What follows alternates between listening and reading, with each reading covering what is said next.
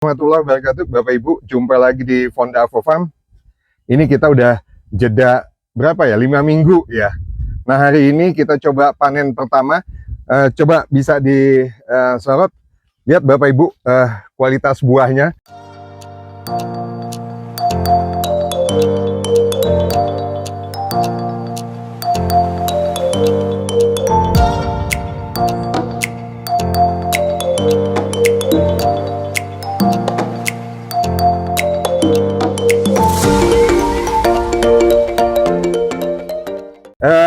Bapak Ibu, kita coba lihat, kita sorot lagi buahnya. Alhamdulillah, Masya Allah ya. Ini masa tanam berapa Pak Bambang? Ini nginjek masa tanam Desember sampai sekarang berarti 7 bulan. 7 bulan, masa tanam 7 bulan Bapak Ibu. Nah, jadi hari ini adalah kita mau panen pertama nih. Ya, kita mau panen pertama. Supaya sahnya kita minta Pak Bambang yang potong duluan. Nanti kita ikutin yang lainnya. Oke, Pak Bambang silakan Pak Bambang. Nah, ini ada guntingnya Pak Bambang. Bismillah, semoga hasilnya semua berkah. Ya, amin. Bismillah ya, kita petik perdana. Bismillahirrahmanirrahim. Sebetulnya petik ini nggak perlu pakai gunting ya. Ya. Tinggal dipetik di sininya aja nih. Ini asli petani, metiknya nggak usah pakai gunting. Nggak usah pakai gunting. Ini udah luar biasa nih, alhamdulillah buahnya kira-kira 1,1 lah, 8.900 kilo. 1,1 ya. Nah, sekarang kita gantian nih. Ini yang bukan petaninya. Ini yang Ibu Fondanya nih. Ayo silakan Bu Fonda. Oke.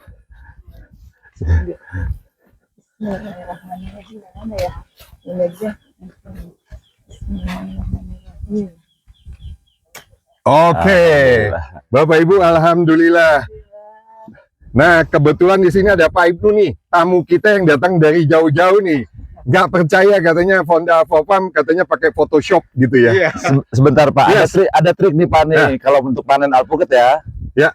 Panen alpukat itu jangan pernah metik di bawah sini. Oke. Karena nanti dia akan cepat matang dan cepat busuk. Jadi dia harus keambil ininya nih. Jadi gitu. Tangkainya Pak Bambang ya? Ya, tangkai ini harus keambil. Oke. Betul. Jadi kalau yang ini nih, sorry nih, yang ini bekas tadi, nah ini harus dipetiknya di sini nih. Nah. Gitu. Oke. Oke.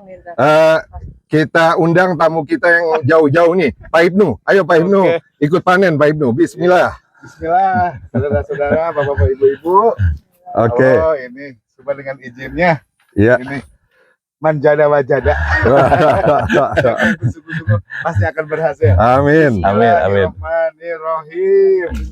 Nah, alhamdulillah. Ya. Rahmat Allah semua dan doa ridhonya. Amin. Nah, sekarang Gini. Amin.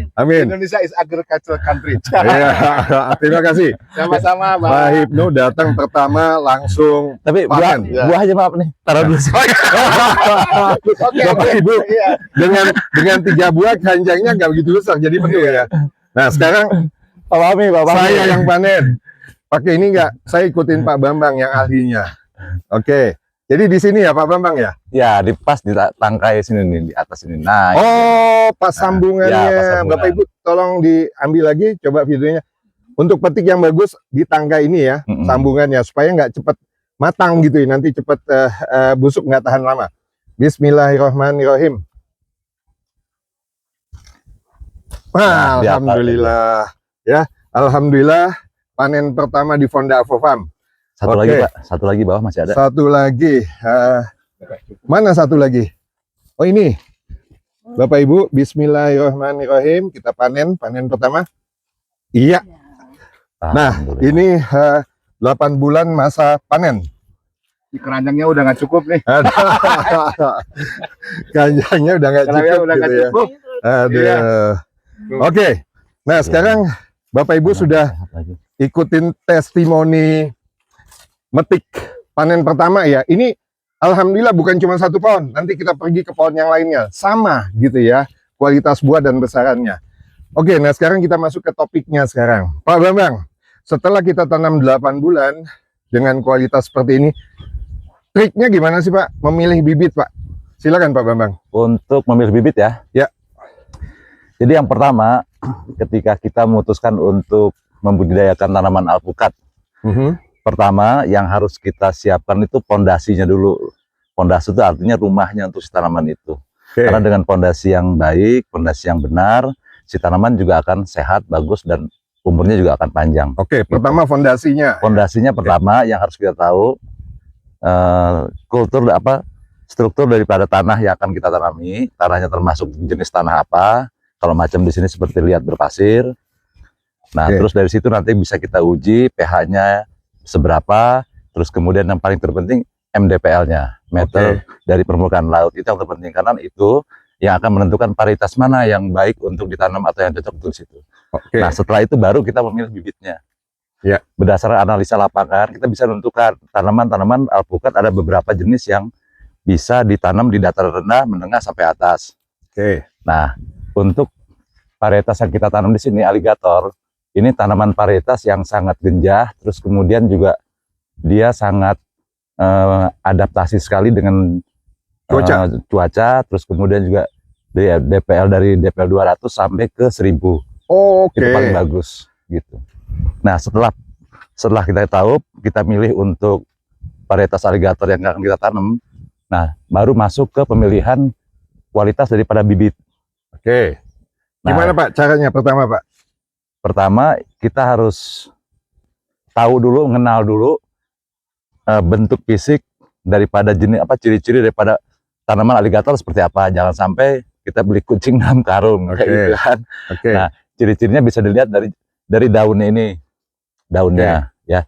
Daunnya dia sedikit lebih bergelombang dibandingkan dengan tanaman jenis yang lain. I see. Sama alpukat gitu. Gelombang daunnya. Bergelombang. Ya. Terus keduanya, ketika kita memilih bibit, kita pilih bibit dengan sistem apa nih? Mau dari biji, atau kita mau ambil dari sistem cangkokan, atau kita mau ambil dari sistem sambung pucuk.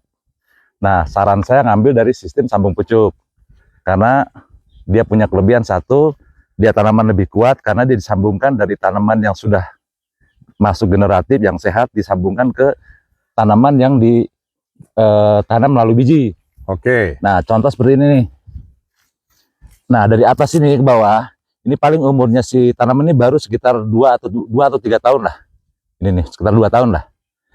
Kemudian disambung pucukan dengan tanaman yang sehat, yang kualitas bagus, atau diambil dari entries yang tanamannya benar-benar sehat ya.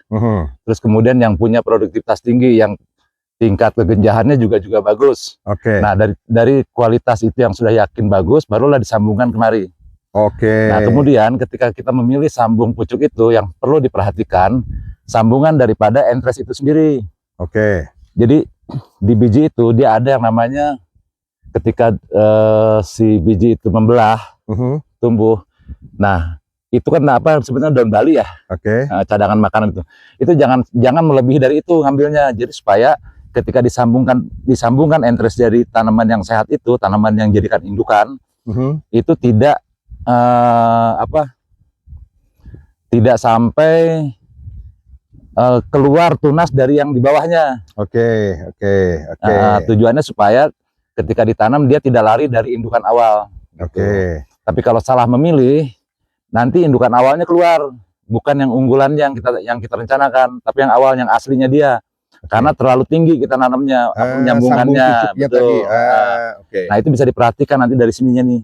Oke. Dari ketinggiannya terlihat, ya? terlihat tuh biasanya gitu. Terus kemudian saran kalau misalnya kita mau budidayakan, banyak orang yang memilih sebetulnya tingginya mana nih tanaman itu yang kualitas seperti apa, tingginya yang 50 cm kah, yang 100 cm kah, atau yang 150 cm kah, yang 1 meter ke atas. Saran saya sebaiknya lebih memilih ke yang 1 meter up. Oke. Jangan yang di bawah.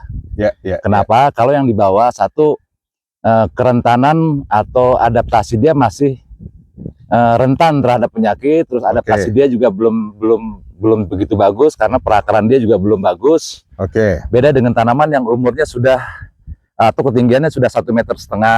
Oke. Satu, kemudian kita juga menghemat di masalah waktu. Kalau kita beli yang 60 cm dibandingkan dengan yang 150 yang 60 cm, kita nunggu 3 tahun atau 5 tahun untuk berbuah. Oke. Sementara yang 1,5 meter kita tunggu hanya paling lama 1 tahun. Tinggal dihitung aja masa perawatan, kalkulasikan berapa biayanya, bandingkan, pasti lebih unggul yang 1 meter ke atas. Oke, itu tips 2 Pak.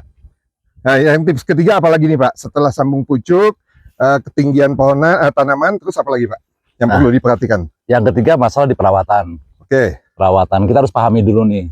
Artinya gini, kita punya manajemen waktu. Jadi kapan target kita untuk membuahkan nih tanaman? Nah, untuk membuahkan itu perlu